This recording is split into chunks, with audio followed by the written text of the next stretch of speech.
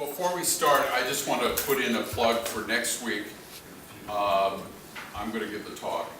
And as some of you know, if you read my blog, I've been warning that September and October could be very ugly times financially for the last 9 months. And so I'm going to try and put it in context and then talk about how the technology industries could help us get out of the problem we're in.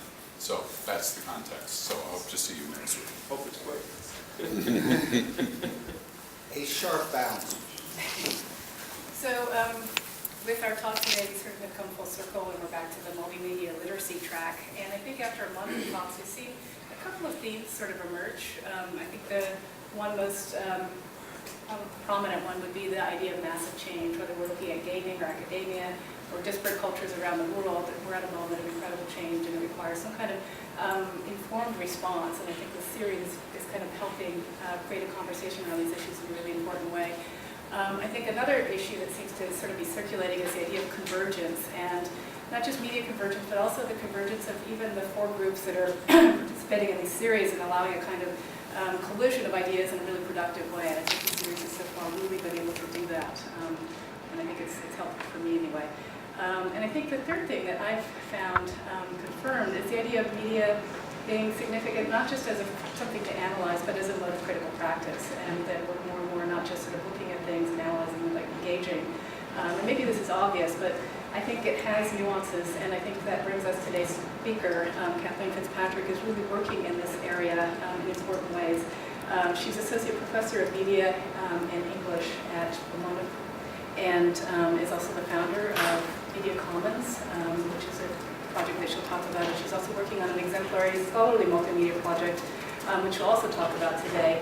And I think with Kathleen's work, we've watched it at the IML sort of from afar, have wanted to bring her here, so we're using the series kind of as a nice excuse to bring her to present her work formally. She's also participated in Vectors. She did a really great peer review of a project recently, and worked closely with Bob Stein, obviously, with Media Commons. So she's been sort of part of our community, and it's really nice to have her here formally. So welcome, Kathleen. Thank you. Thank you. So my title, Planned Obsolescence, Publishing Technology and the Future of the Academy, might give you a sense of the scope of what I'm talking about today. It's a little large. This is an overview of a very large project, and therefore what I'm going to say is pretty long on big ideas and sort of generalities and a bit short on detail. So hopefully we'll get a chance to delve into some of that detail in conversation. This begins with two epigraphs, the first of which from Cass Sunstein's Infotopia, says that in many cases traditions last not because they are excellent, but because influential people are averse to change and because of the sheer burdens of transition to a better state. And the second from Lindsay Waters' Enemies of Promise, there is no way to stop the shakeup of the university press system from happening. It has already begun. So this past December at the MLA, I was asked to speak at a workshop that was organized by the Committee on the Status of Graduate Students in the Profession. The workshop was entitled Keywords for a Digital Profession, and the keyword that I had been assigned was obsolescence, which is a term that my work has again and again returned to. It's one that I interpret as a sort of catch-all for a multiplicity of conditions, each of which demands a different kind of analysis and response. Too often in media studies, we tend to fall into a conventional association of obsolescence with the death of this or that cultural form, which was a linkage that I argued in this presentation needed to be broken, or at minimum complicated, if the Academy is going to take full stock of its role in contemporary culture and its means of producing and disseminating knowledge. For instance, the obsolescence that I focused on in my first book, The Anxiety of Obsolescence, the American Novel in the Age of Television, is not, or at least not primarily, a material form of obsolescence. After all, neither the novel in particular, nor the book more broadly, nor print in general is dead, per per se. My argument in The Anxiety of Obsolescence is rather that claims about the obsolescence of cultural forms often say more about those doing the claiming than they do about the object of the claim, which is something that I'm trying to keep in mind as I'm talking to you today. In fact, agonized claims of the death of technologies like print and genres like the novel sometimes function to recreate an elite cadre of producers and consumers who are ostensibly operating on the margins of contemporary culture and who are profiting from their claims of marginality by recreating a sense of these elite values, claiming that they were once mainstream and are now apparently decaying and must somehow be protected. So you might think here of the NEA's often cited reports, Reading at Risk and To Read or Not to Read, each of which, like numerous other expressions of anxiety about the ostensible decline of reading. And if you look at these reports, the ways that they define reading are so narrow and constricted as to make it impossible for reading not to be in decline. That the rhetoric here is working to create a kind of cultural wildlife preserve, right, within which the apparently obsolete can flourish. And so my argument in The Anxiety of Obsolescence suggests that this form of obsolescence, at least, may be less a material state than a political project, one that's attempting to create a protected space within which a previously form of elite culture can continue to flourish. Now, I'm beginning this talk today, which is ostensibly about my new project, talking about my old one, in no small part because of what happened when I finished this project.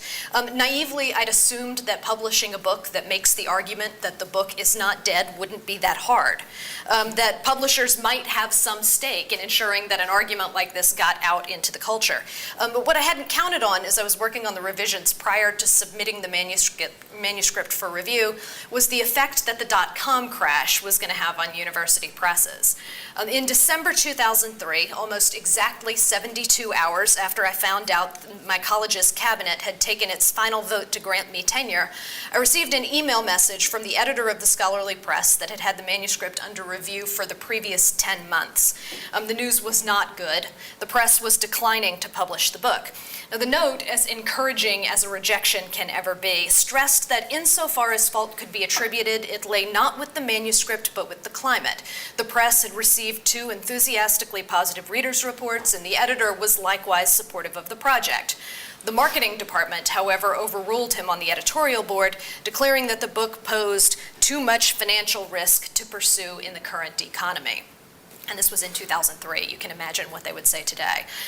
This particular cause for rejection prompted 2 immediate responses, one of which was most clearly articulated by my mother, who said that they were planning on making money off of your book.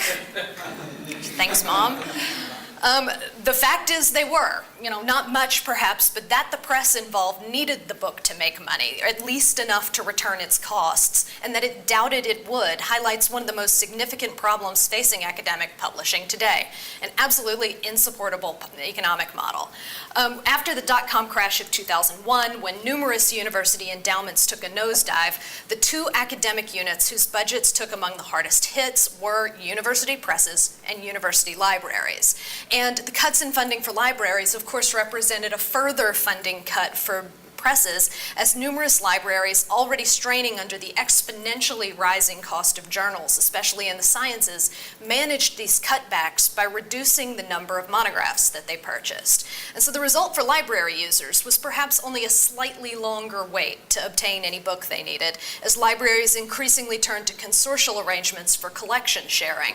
But the result for presses was devastating. Now imagine, for a university press of the caliber of, say, Harvard's, the expectation for decades was that they could count on every library in the University of California system buying a copy of every title they published.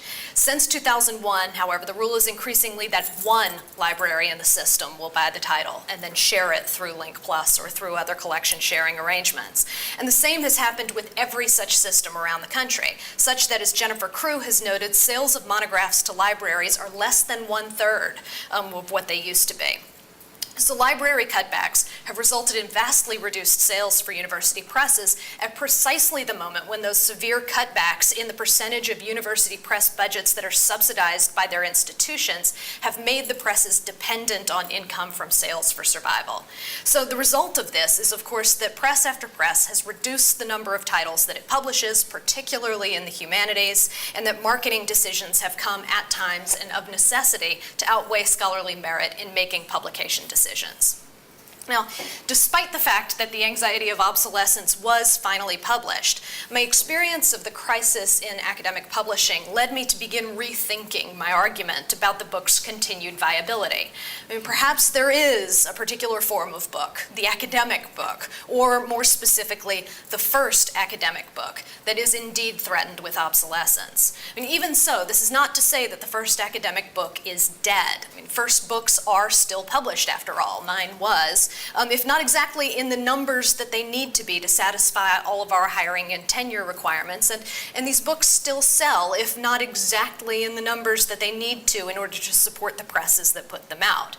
So the first academic book is in this really curious state, one that I think might usefully trouble our associations of cultural obsolescence with the death of this or that cultural form. For while the first academic book is no longer viable, it's, still required. If anything, the first academic book isn't dead, it's undead. Now, if one particular type of book might be thought of as undead, it suggests that we might want to rethink the relationship between old media and new media and think about what that relationship bodes for the academy. If the traditional model of academic publishing, again, is not dead but undead, not viable but still required, how do we approach our work and the publishing systems that bring it into being? Now, too much can be made of this metaphor, of course, as the suggestion that contemporary academic publishing is governed by a kind of zombie logic, for instance, might be read as indicating that these old forms refuse to stay put in their graves, but instead walk the earth, rotting and putrescent, wholly devoid of consciousness, eating the brains of the living. And this seems a bit of an overstatement. So, after all, what can be, as long as I'm doing this, what can be done about zombies, or for that matter vampires, except for decapitation or a stake through the heart, which is of course a necessary violence given that these undead states are in all cases infectious. Now, just to be clear, I'm not suggesting that the future survival of the academy requires us to put academic publishing safely in its grave, but I'm not being wholly facetious either, because I do want to indicate that certain aspects of the academic publishing process are neither quite as alive as we'd like them to be, nor quite as dead as might be most convenient. And it's likely that we could get along fine for the most part with the undead of academic publishing, as studies of radio and the vinyl LP indicate that obsolete media forms have always had curious afterlives. But it's important for us to consider the work that the book both is and isn't doing for us right now, the ways that it remains vibrant and vital as a mode of discourse, and the ways that it's become undead, sort of haunting the living from beyond the grave. But a few distinctions are necessary. The obsolescence that's faced by the first academic book, I want to argue, is not material, any more than is the obsolescence of the novel. A radical shift to all digital delivery would by itself do nothing to revive the form. So however much I might insist that we in the humanities have to move beyond our singular focus on ink on paper to understand and take advantage of pixels on screens, the form of print still functions perfectly well. And numerous studies have indicated that a simple move to electronic distribution within the current system of academic publishing will not be enough to bail the system out, as printing, storing, and distributing the material form of the book only represents a fraction of its production costs. And as many have pointed out, the digital may in fact be more prone to a material obsolescence than is print. One might, for instance, take the obsolescence that you encounter in attempting to read Michael Joyce's Afternoon or Stuart Moulthrop's Victory Garden on a Mac these days, as Apple has in the last year fully retired its support for classic mode with the advent on the hardware side of Intel-based processors that can't be gotten to boot into OS 9, and on the software side with the release of OS 10.5, which eliminated classic support for PowerPC-based machines as well.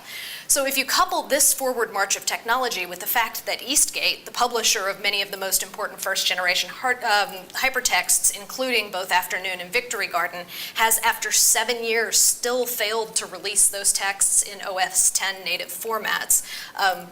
The texts are in this curious state of material obsolescence.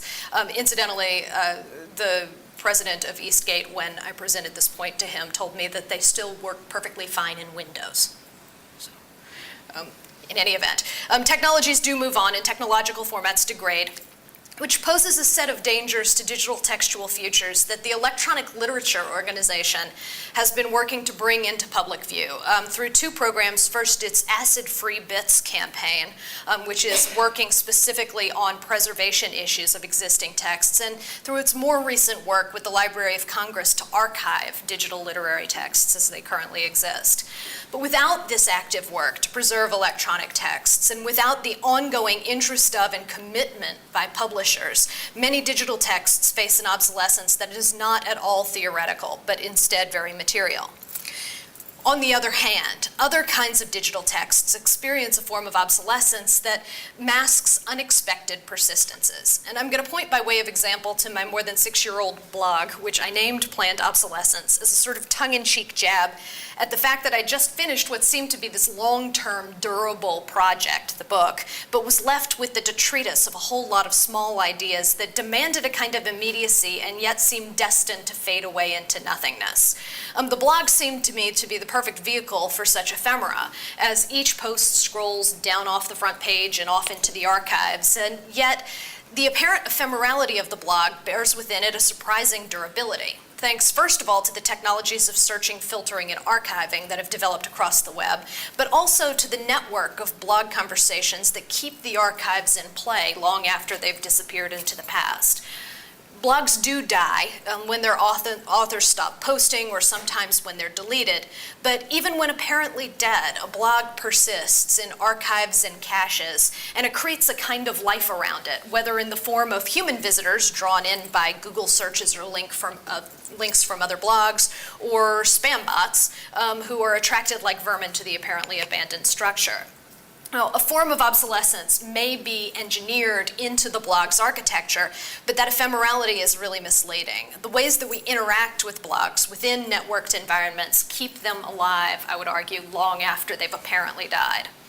Now, I want to hold up alongside this idea of the blog the state of the first academic book, which I'd argue faces an obsolescence that is not primarily material, but instead institutional, arising from the environment in which it's produced. I mean, if, after all, there's something obsolete about the book, it's not its content, which is still important to the development of scholarly thought, and nor is the problem the book's form. I mean, what ceased to function in the first academic book is the system itself, the process by which this book comes into being. Now, I mentioned earlier that the message that I'd received from that press declining my book on financial grounds produced 2 immediate responses. The first of them was my mother's bewildered disbelief, and the second of them came from Matt Kirschenbaum, who left a comment on Planned Obsolescence saying that he couldn't understand why it wasn't possible for me simply to take the manuscript and the 2 positive readers' reports and put the whole thing online, where in fact it would likely garner a readership both wider and larger than the same manuscript in print would. And he goes on to say that, in fact, I completely understand why that's not realistic, and I'm not seriously advocating it. Nor am I suggesting that we all become our own online publishers, at least not unless that's part of a continuum of different options. But the point is, the system's broken, and it's time we got busy fixing it. What ought to count is peer review and scholarly merit, not the physical form in which the text is ultimately delivered. Now, this exchange with Matt, in a number of conversations that I had in the ensuing months, convinced me to stop thinking about scholarly publishing as a system that would sort of miraculously bring my work into being, and instead approach it as the object of that work. I'm thinking seriously both about the financial models and the material forms through which scholarship might best circulate. So I started in early 2004 to discuss in a really vague way the possibility of someday founding an all-electronic scholarly press, but it took a while for anything more concrete to emerge. what got things started finally was a December 2005 report by Inside Higher Ed on the work that had been done to that point by an MLA task force on the evaluation of scholarship for tenure and promotion. And this was the report on the report that this task force had given at the MLA a couple of days before.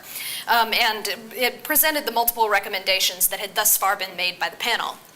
Now, at the request of the editors of The Valve, which is one of the leading literary studies focused blogs, I wrote a lengthy consideration of the recommendations made by the panel and extended one of those recommendations to reflect one possible future in the hopes of opening up a larger conversation about where academic publishing ought to go and how we might best take it there. Now, many of the recommendations that were put forward by the MLA task force and which were later expanded on in the task force's final report, which was published in December 2006, were long in coming, and many of them do stand to change tenure processes for the better. These recommendations include calls for departments to clarify the communication of tenure standards to new hires via memorandums of understanding, to consider articles, to give serious consideration to articles, in fact, published by tenure candidates, thus decentering the book as the gold standard of scholarly production in the humanities, and to communicate that expanded range of acceptable venues for publications to their administrations. To set an absolute maximum of 6 letters from outside evaluators that can be required to substantiate a tenure candidate's scholarly credentials, to draw those evaluators from comparable institutions rather than more prestigious ones, and to refrain from asking evaluators to make inappropriate judgments about the tenure worthiness of candidates based on the limited portrait that a dossier presents. And then most importantly for my purposes, to acknowledge that scholarship of many varieties is taking place online, and to evaluate that scholarship without media-related bias. Now, these were, of course, extremely important recommendations, but there was a significant degree of easier said than done in the responses that these recommendations, and particularly that last one, received. And for no small reason. I mean, these recommendations require a substantive rethinking, not just of the processes through which the Academy tenures its faculty, but also of how those faculty do their work in the first place, how they communicate that work, and how that work is read both inside and outside the Academy. So those changes, I want to argue, cannot simply be technological. They have to be both social and institutional as well. And so I'm currently working on 2 projects, both of which are aimed at creating the kinds of change that I think is necessary for the survival of scholarly publishing into the 21st century. The first of these is Media Commons, as Holly mentioned, which I began working on with the support of Bob Stein and the Institute for the Future of the Book back in January 2006. Media Commons will be, once fully launched, an all-electronic scholarly publishing network focused on media studies. I'm sorry to report that at the moment I only have a couple of ancient screenshots that I can share, one of which is the front page of what was then Making Media Commons, which was a development site that we launched in October 2006 that does give you a sense at least of a couple of the projects that we've had in play in Media Race, which is an ongoing video blog that's designed to produce conversation about media texts as they're appearing in a more immediate register than the kinds of work that we're ordinarily able to do. We had the Media Commons blog here in the center column as well, which was mostly focused on our process as we were getting started, but we're looking forward to being able to expand to create an entire network of different registers of publication from the blog all the way up through the monograph as we move forward. So this is my one screenshot that I can share with you. The other is the front page of an article that I had published in a very early prototype of Comment Press, which is the WordPress theme that was developed by the Institute for creating really fine-grained commenting and discussion on longer texts. This dates back to February 2007. Unfortunately, I only have these 2 screenshots right now because we're in the midst of a major software migration, and just as we got really into the thick of the software migration, hackers managed to inflict enough damage on the old system that we decided just simply to take it offline rather than put time into fixing what had been done to the old system rather than continuing forward with the new system. But we're hoping that we're going to be able to begin the rollout of the new site in the next week. So mediacommons.futureofthebook.org, with any luck there will be stuff there other than oops very shortly. In any case, working on this project has taught me several things that I sort of knew already, but hadn't fully internalized. One of which, of course, is that any software development project will inevitably take way longer than you could possibly predict at the outset. And the second, and most important, is that no matter how slowly the software development part of such projects move, the rate of change within the academy is positively glacial by comparison. Okay? Thus, the other half of my project. It's my need to advocate for such change that's led to this part, the one that I'm mostly talking about today, which is a long-form manuscript of the sort formerly known as a book, entitled Planned Obsolescence, Publishing Technology and the Future of the Academy. I say the sort formerly known as a book. This text is going to be published both digitally by Media Commons and in print by NYU. We're feeling the need to do both, on the one hand so that the project can practice what it preaches, but on the other hand so that it's not simply preaching to the choir, so that it can actually draw in a readership who wouldn't ordinarily go online to read a text like this. So the argument, or one of the reasons that I got into this project is that because there have been numerous publications in the last few years that have argued for the need for new systems and practices in scholarly publishing. And just to name two out of very many, John Walensky's The Access Principle and Christine Borgman's Scholarship in the Digital Age, both extremely important projects. And yet these arguments don't really yet account for the fundamentally conservative nature of academic institutions and the rhetoric of a David Horowitz notwithstanding, the similar conservatism of the academics that comprise them. In the main, we're extraordinarily resistant to change in our ways of working. It is thus not without reason that a senior colleague once joked to me that the motto of our institution, one that I think might usefully be extended to the academy as a whole, could well be, "We have never done it that way before." As Donald Hall has noted, scholars often resist applying the critical skills that we bring to our subject matter to an examination of the textuality of our own profession, its scripts, biases, scripts, values, biases, and behavioral norms. And this kind of self-criticism that Hall is endorsing is an extremely risky endeavor. And those of us who've been privileged enough to succeed within the current structures of the academic system are often reluctant to bite the hand that feeds us. Changing our technologies, though, changing our ways of doing research, changing our modes of production and distribution of the results of that research are all crucial to the continued vitality of the academy. And yet none of those changes, I would argue, can possibly come about unless there is first a profound change in the ways of thinking of scholars themselves. Until scholars really believe that publishing on the web is as valuable as publishing in print, and more importantly, until they believe that their institutions believe it too. Few of them will be willing to risk their careers on a new way of working, with the result that any new way of working will remain marginal, undervalued, and risky. So in this project, I'm focusing not just on the technological changes that many believe are necessary to allow academic publishing to flourish into the future, but on the social, intellectual, and institutional changes that are necessary to pave the way for such flourishing. In order for new modes of communication to become broadly accepted within the academy, scholars and their institutions have to take a new look at the mission of the university, the goals of scholarly publishing, the processes through which scholars conduct their work. We have to collectively consider what new technologies have to offer us, not just in terms of cost of publishing or access to publications, but in the ways we research, the ways we write, and the ways we review. And it's the structures of peer review that I argue in this project that we have to start with, not least because over the course of developing Media Commons, in the dozens of meetings and conferences and panel discussions that I've participated in, every single conversation has come back again and again to one question. What are you going to do about peer review? A question that's been repeated so many times it's become almost kind of numbing. I've said elsewhere that peer review threatens to become the axle around which the whole issue of electronic publishing gets wrapped, sort of like Isadora Duncan's scarf, sort of strangling the life out of any new system before it can establish itself. And no wonder, I suppose, concerns about peer review are understandable, given that it is in many senses the sine qua non of the academy. We employ it in almost every aspect of the ways that we work, from hiring decisions through promotion and tenure reviews, in both internal and external grant and fellowship competitions, and of course in publishing.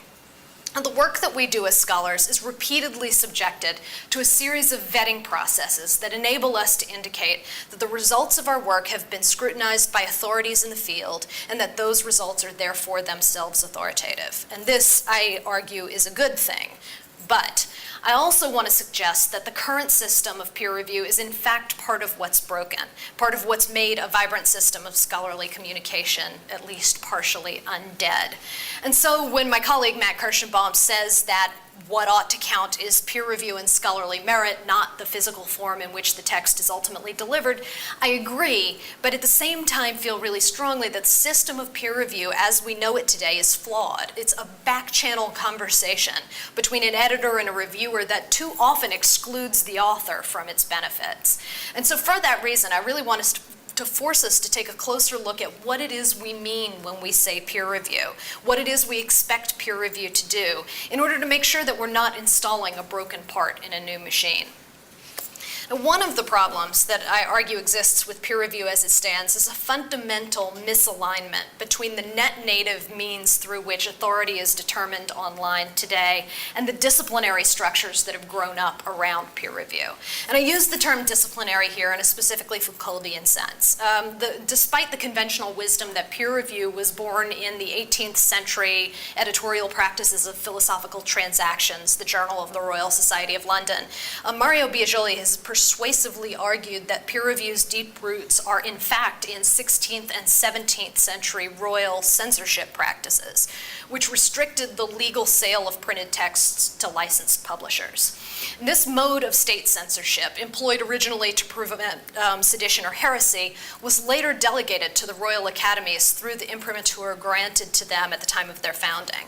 So in this sense, the origins of peer review indicate an early ambiguity between review by one's peers and review by a peer of the realm.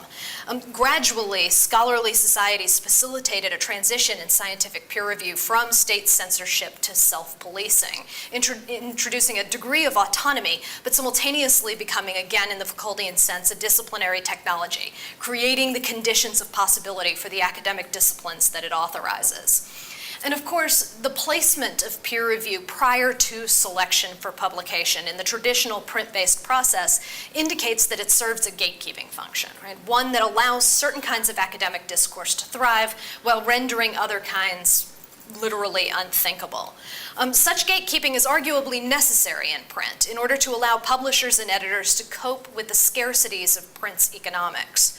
In the digital, however, as publishers including Michael Jensen of the National Academies Press have pointed out, scarcity is over, because anyone can publish anything online. And from a perspective that values the free and open communication of the products of scholarly research, not only can, but should, we face instead an extraordinary plenitude.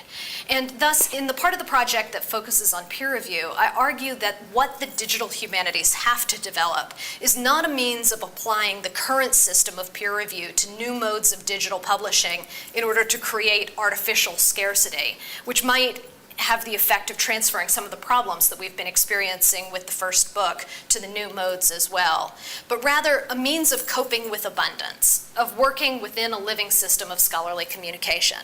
And so I argue that peer review needs to be transformed from the current gatekeeping system into a post-publication system that doesn't determine whether a text should be published in the first place, but rather measures how it has been and how it should be received, what its place in the ecosystem of scholarly communication is, what kinds of responses it's provoked, and so forth. So the center of gravity in peer review needs to be shifted from regulation to communication, right? From transforming it into a mechanism for facilitating more fluid and productive exchanges amongst peers.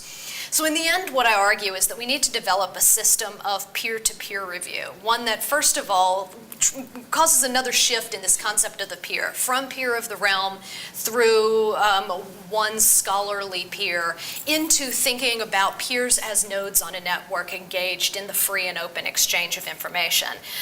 Peer-to-peer review would thus take advantage of networked publishing's capacity for discussion and dialogue, as well as of what Michael Jensen has called the new metrics of scholarly authority, which he has a fabulous article about. It was originally published in the Chronicle of Higher Education and then later republished in a Journal of Scholarly Publishing that lists a number of metrics that might be used to assess the value of electronic publishing in order to provide a post-publication mode of filtering the wealth of content that should be made available via networked publishing.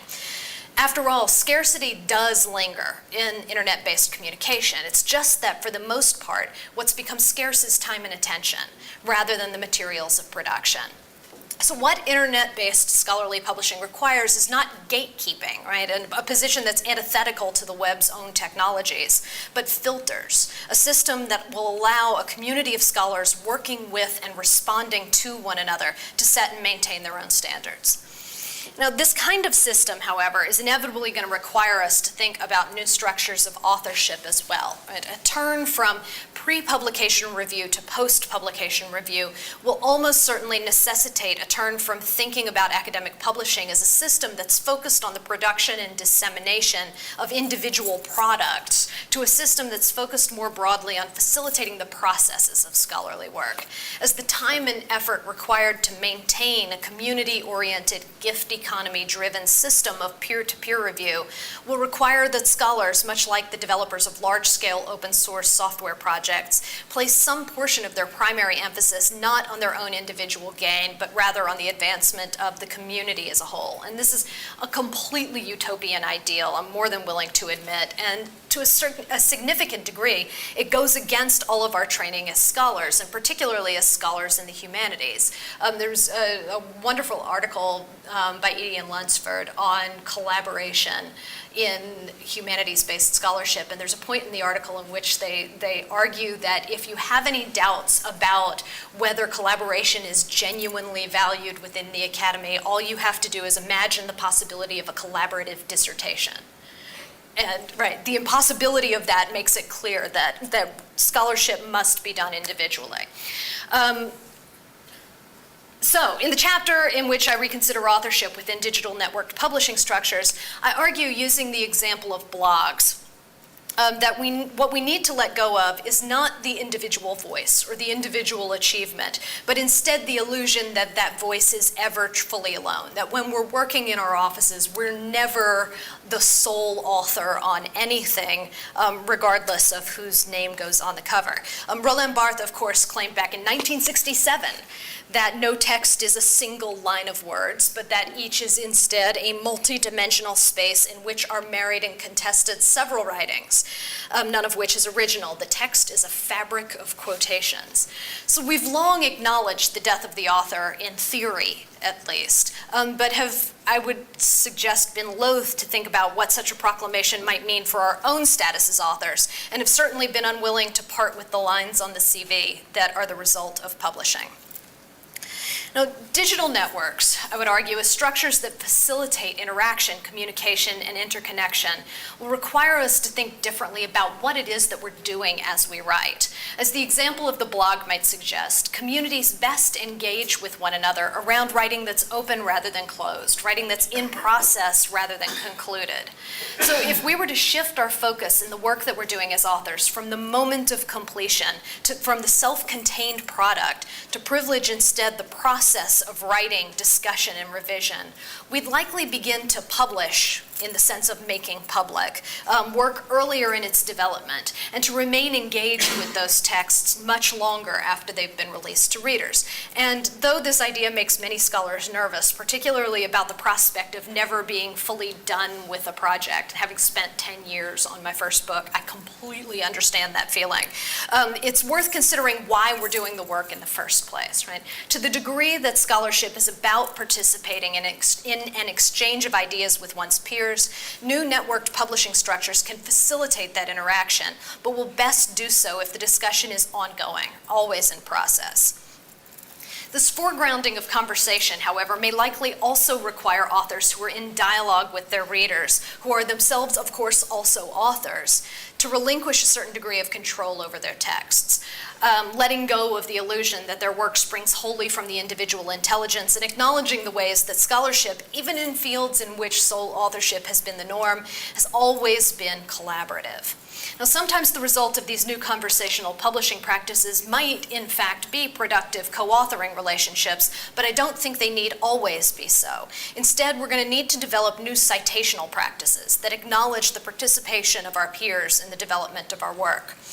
Along the way, however, I also want to suggest that we're going to need to let go of some of our anxieties about originality in scholarly production, recognizing that in an environment in which more and more discourse is available, some of the most important work that we can do as scholars may more closely resemble contemporary editorial or curatorial practices, bringing together and highlighting and remixing significant ideas in existing texts, rather than remaining solely focused on the production of more ostensibly original text. So there are a number of other such changes that I will wind up exploring as this project continues, changes that are going to be required throughout the entire academic community if these new publishing practices are to take root. Publishers, for instance, are going to need to think differently about their editorial practice, about the structures of texts, about their ownership of copyright, about their role in facilitating conversation. They'll also need to think in concert with libraries about archival and preservation practices, ensuring that the texts that are produced today remain available and accessible tomorrow. And universities, in the broadest sense, are going to need to rethink the relationship between the library, the university press, the Information Technology Center, and the academic units within the institution, reimagining the funding model under which publishing operates and the institutional purpose that publishing serves, but also, and crucially, reimagining the relationship between the academic institution and the surrounding culture. As new systems of networked knowledge production become increasingly prevalent and influential online, the university and the scholars who comprise it need to find ways to adapt those systems to our needs, or we'll run the risk of becoming increasingly irrelevant to the contemporary culture's ways of knowing, to the ways that it produces and communicates authority. So in the end, what I'm arguing is that we in the humanities today face what is less a material obsolescence than an institutional one. We're caught in entrenched systems that are no longer serving our needs. But because we are, by and large, our institutions, or rather because they are us, the greatest challenge that we face is not that obsolescence, but our response to it. Like novelists who feel their cultural centrality threatened by the rise of newer media forms, we can shore up the boundaries between ourselves and the open spaces of intellectual exchange on the internet. We can extol the virtues of the way things have always been done.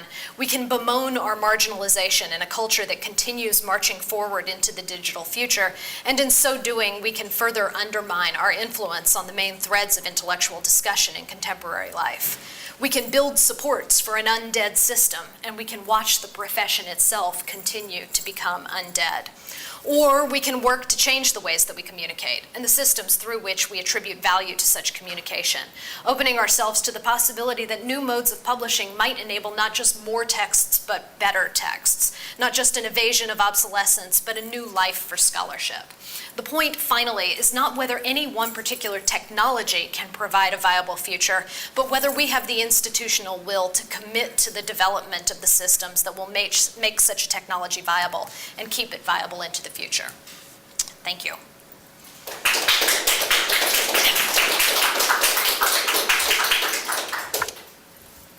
I would be happy to take questions if there are.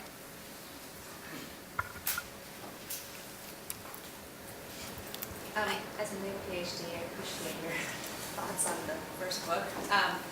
But I have a question about your idea about peer-to-peer, like post-production, like peer review. It seems that one of the reasons people always hold on to peer review is the anonymity that's supposed to, in theory, get rid of bias. So how would that be addressed? This is a really important question. This was one of the other things that came up in all of these conversations that we had about peer review. As soon as we would say, well, we want to foster and promote an open exchange of ideas via peer-to-peer review on the net, in which there is no anonymity, in which we sign the reviews that we're contributing. This makes particularly senior scholars extremely nervous. And I understand why. Anonymity has been one of the protectors for people who really need to say no, that this text should not be published. If we're working from a position in which all texts are published, and therefore there isn't that need to gatekeep, but instead an open space in which we can respond to a text on its terms and to suggest means of improvement. If peer-to-peer review is happening earlier in the process rather than at the point at which the author is done, then it becomes a feedback mode rather than a mode of suggesting this is good, this is not good, thumbs up, thumbs down, right? My thought is, my belief is really that anonymity will become less and less important because of this, and that in fact, one of the things that we're hoping to do in Media Commons as we're putting together the systems through which peer-to-peer review will be happening there, is to create a standard of signed reviews. And like on Amazon reviews where there's the little tag that says real name, right? That we would have the inverse of this, that anonymous reviews would be flagged as being anonymous. And that it's quite possible that as a community we might decide that those reviews are less valuable on some level because the author wasn't willing to stand behind what it was they were saying. This requires authentication, right? We have to make sure that if Henry Jenkins is writing a review of something, that it's really Henry Jenkins who's writing a review and not somebody claiming to be Henry Jenkins. But my sense is that pulling peer review out from behind the curtain, making it an actual conversation with the author rather than a conversation between reviewer and editor to which the author may or may not ever be privy, will ultimately produce better work, particularly when that's happening earlier in the process rather than later. How does it vary for more senior scholars? I'm sorry? How do you see the process varying for more senior scholars? That's a very interesting question. One of the things that I am hoping, see if I can, actually there are a couple of different things that I'm hoping. I've just taken Henry Jenkins' name in vain, so I will continue to use him as my example. I firmly believe that for a system like Media Commons to be successful, particularly for new PhDs, new assistant professors, people who are either looking for jobs or on the tenure track, it's going to require senior scholars to take the plunge first. That at a point at which Henry Jenkins has published his next major manuscript through Media Commons, it will become a safe environment for more junior scholars to publish. I mean, this has been a very interesting thing in a lot of our conversations, though senior scholars in our conversations have been very concerned about peer review and traditional anonymous peer review at that. The most conservative people that we've talked to, and this is also true of the UC Press study that Lynn Withey did, the most conservative people in terms of thinking about whether they are willing to publish through new publishing structures are assistant professors. Graduate students understand the need for something new. Associate professors and full professors they really don't have anything to lose on some level. But assistant professors feel quite direly what they have to lose. That if their senior colleagues don't take seriously where they're publishing, they could very well not get tenure. And so for that reason, I think the senior scholars have to make the commitment to jump in first. That if we can get senior scholars not simply to publish, but maybe even to republish older texts in new environments, that will be able to create a much more vibrant sort of system of publishing for everyone. Does that begin to answer your question? We'll continue. Okay, good. I know that Media Commons is trying to develop an instantiation of what you've been describing, but I'm interested as to whether there are any kind of experimental efforts underway in particular subgroups or disciplines. And my interest in part is that I've trained as a physicist, and I guess almost 2 decades ago, physicists began to circulate preprints electronically among their peers And it really did lead to some substantial changes as to how physicists worked, and I think has spread out in the broader community. So are there efforts out there underway now besides your own that you can point Yes. to? Oh, absolutely. There are a number of them, and there are a number of them that I end up encountering in the full version of this chapter. Archive, the physics preprint server, being the most important one of them, the most successful one of them. Archive, however, the thing that's interesting about Archive to me, it still sees itself as a preprint server. There's still an assumption that these articles will be published, republished, published again somewhere else in print. But increasingly, particularly in theoretical physics, the version of the article that gets cited is the archive version, not the version that later appears in print. No one waits for the print version anymore, right?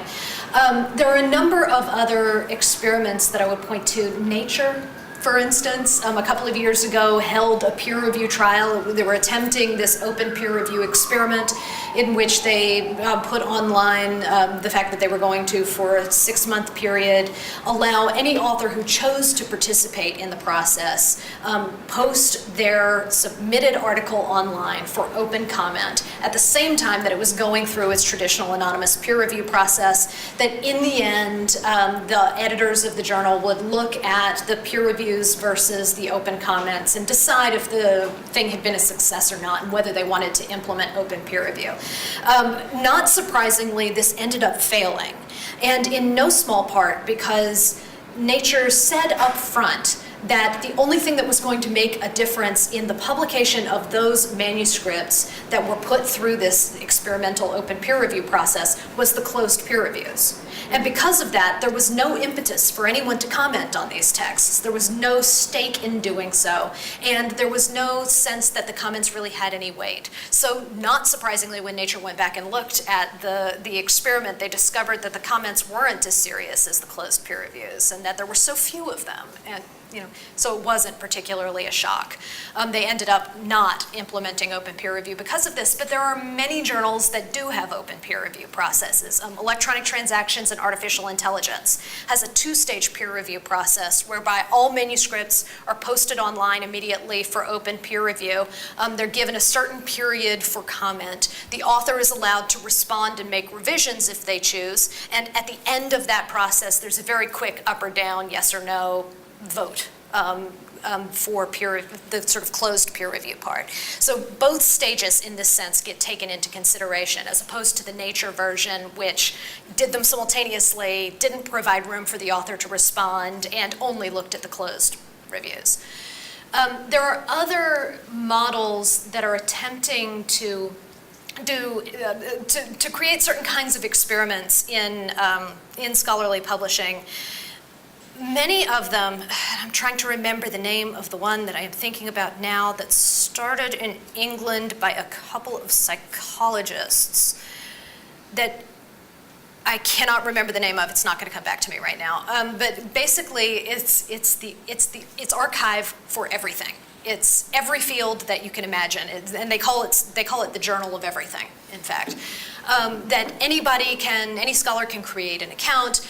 You can, with this account, you can authenticate yourself by sending them a letter on letterhead so that they know that you're really who you say you are. And then you can post your articles for a kind of open peer review. The reviews are masked so that the identity of the reviewer is not known, but there is a certain weight attributed to the reviews based on the perceived value of the reviews because they're associated with one another even if they're not named. In any event, the problem with this has been that nobody is participating, and I believe, I don't have proof of this, but I believe it's because they are attempting to be the Journal of Everything.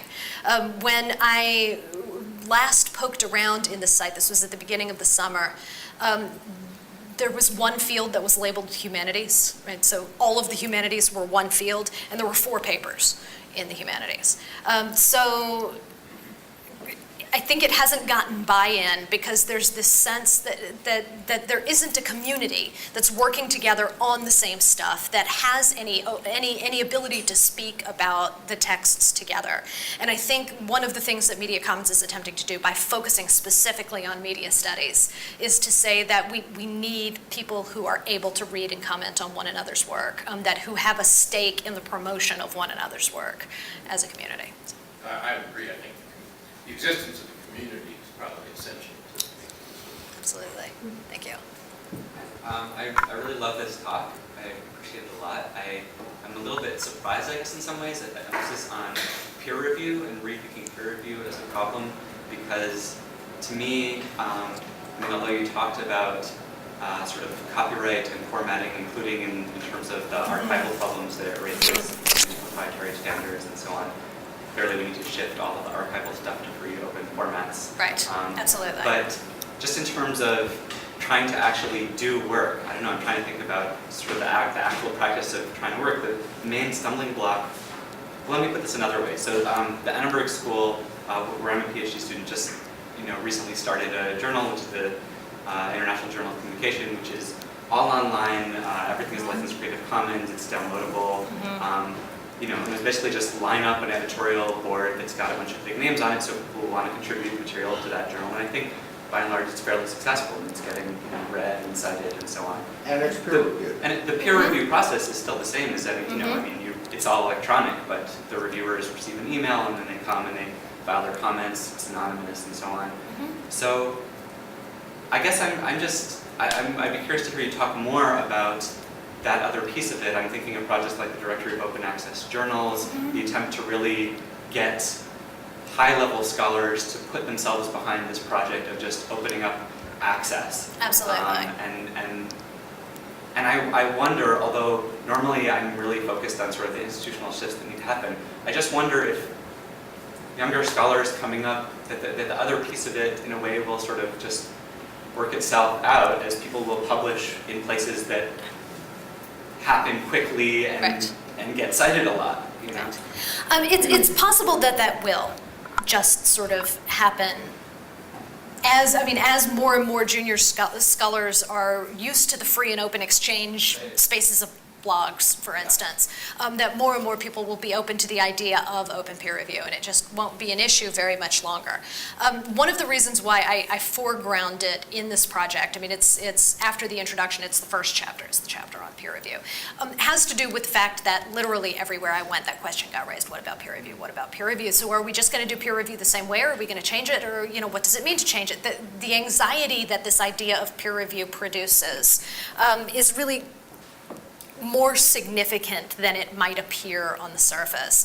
And not least because of the ways that assistant professors are put in this position of fixating on the idea of whether a publication has been peer-reviewed or not, because if it hasn't been, it doesn't count, right? As though the work didn't get done somehow because somebody didn't give it a stamp of approval. And I think part of what I'm attempting to suggest by foregrounding the peer review question is saying, first of all, peer review is pretty flawed. There are a lot of examples that I do go into in this chapter of ways that the current system doesn't serve scholars' needs quite as well as it might. But also, it turns into a binary question, yes, no. Something that should be a lot more complex than that. That it takes, the kind of thought and response to an article and boils it down to whether or not the thing has appeared in an approved location, right? On all of those other questions that you're raising, absolutely. The question of open access, the question of new ways of working, these are absolutely vital. The second chapter after the peer review chapter is on new structures of authorship, in which I'm thinking about the ways that we as scholars are writing, how we attach to our work, new modes of collaboration, new modes of thinking about things like remix rather than the production of original text, and so forth.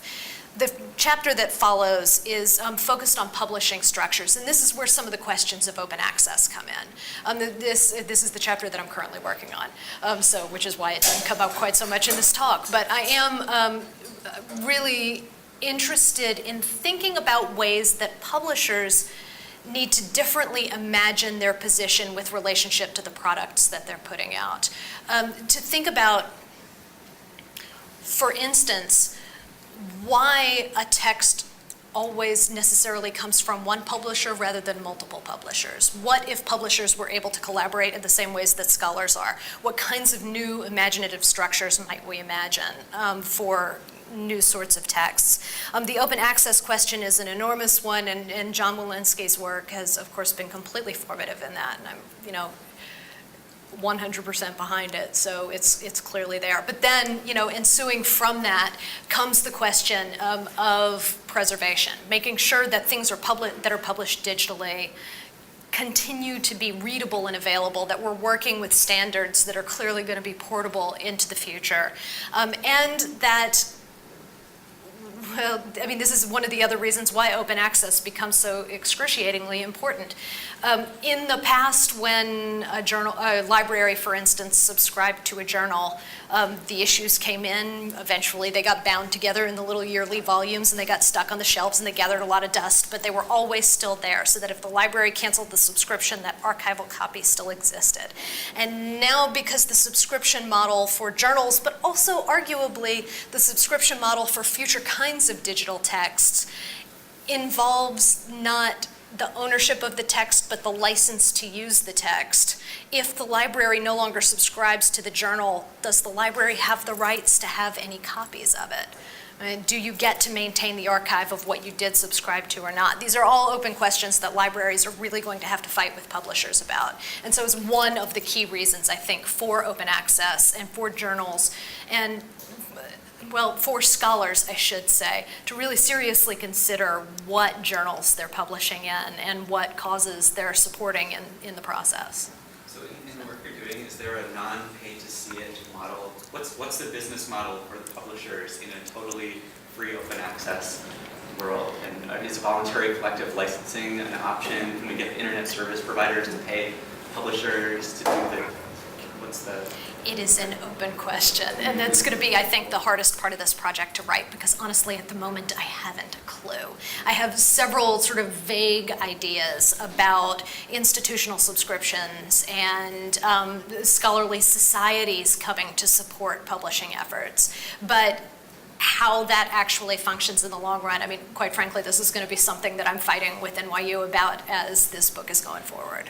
So, and I think NYU is sort of waiting for me to come up with the answer for them at the same time, so let's see. Hey, Kathleen, thank you for your talk. In terms of peer review, though, in new media environments, doesn't it take a different kind of peer such that there's got to be not only sort of a content body of knowledge, but also sort of, the message is definitely shaped by the mediums. Have you thought much about the types of people who are really qualified to peer review Absolutely. environments that really not too many of them? Yeah.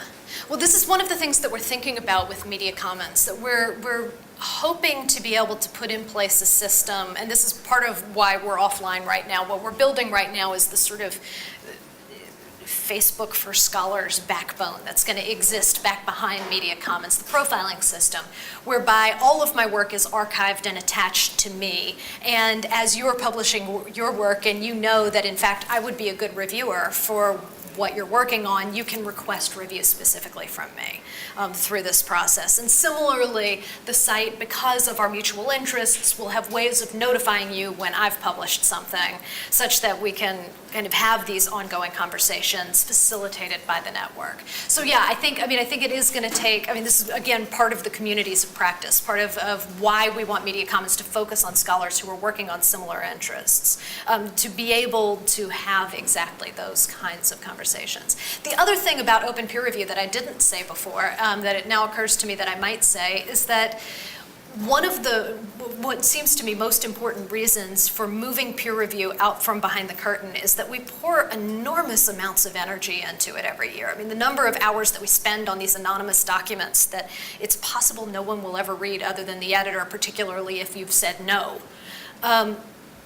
might be put more to use in an open system in which, if I have a really wonderful idea as I'm writing the review of your text document multimedia project, I can then take that idea and create something more from it, right? That writing becomes something that in some sense I get credit for, and that I can then sort of repurpose in whatever way seems appropriate, right? So it seems to me that an open peer review system might actually be productive in the end of more new work, which would be good. Thank you so much. Thank you. Continue the conversation now. Excellent. Sounds great. Thank you.